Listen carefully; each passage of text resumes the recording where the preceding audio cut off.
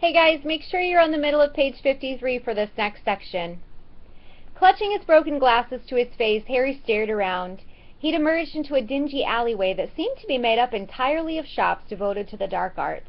The one he'd just left, Borgin and Burke's, looked like the largest, but opposite was a nasty window display of shrunken heads, and 2 doors down a large cage was alive with gigantic black spiders.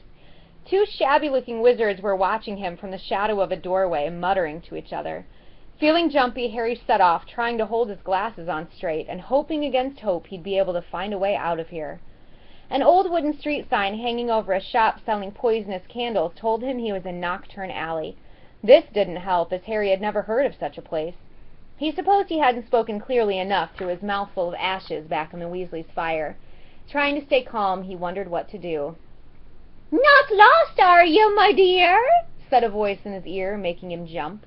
An aged witch stood in front of him, holding a tray of what looked horribly like human fingernails. She leered at him, showing mossy teeth. Harry backed away. "I'm fine, thanks," he said. "I'm just—" "Harry!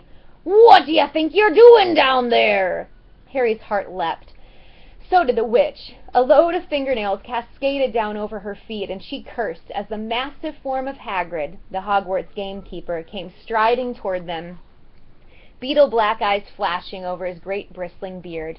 "Hagrid!" Harry croaked in relief. "I was lost! Flue powder!" Hagrid seized Harry by the scruff of the neck and pulled him away from the witch, knocking the tray right out of her hands. Her shrieks followed them all the way along the twisting alleyway out into the bright sunlight. Harry saw a familiar snow-white marble building in the distance. Gringotts Bank. Hagrid had steered him right into Diagon Alley. "You're a mess!" said Hagrid gruffly, brushing soot off Harry so forcefully he nearly knocked him into a barrel of dragon dung outside an apothecary.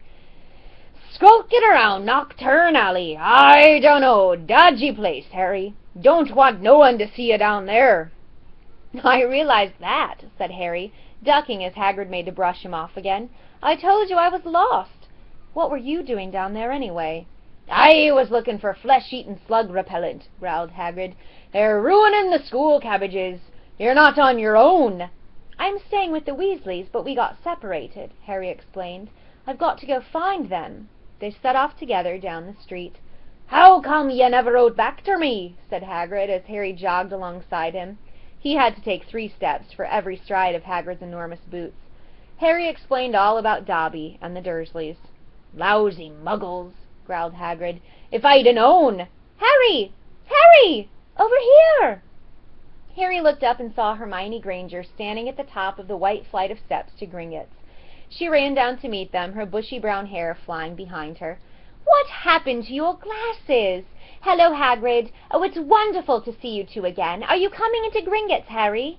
"As soon as I found the Weasleys," said Harry. "You won't have long ter wait," Hagrid said with a grin. Harry and Hermione looked around. Sprinting up the crowded street were Ron, Fred, George, Percy, and Mr. Weasley. "Harry," Mr. Weasley panted, "we hoped you'd only gone one grade too far." He mopped his glistening bald patch. "Molly's frantic. She's coming now." "Where'd you come out?" Ron asked. "Nocturne Alley," said Harry grimly. "Excellent!"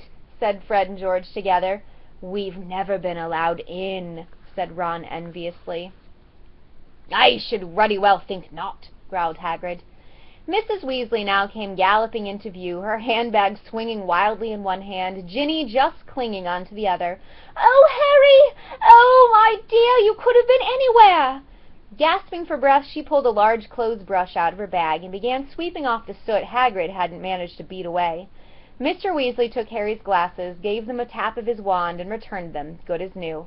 "Well, gotta be off," said Hagrid, who was having his hand wrung by Mrs. Weasley. "Nocturne Alley, if you hadn't found him, Hagrid!" "See you at Hogwarts." And he strode away, head and shoulders taller than anyone else on the packed street. "Guess who I saw in Borgin and Burke's?" Harry asked Ron and Hermione as they climbed the Gringotts steps. "Malfoy and his father."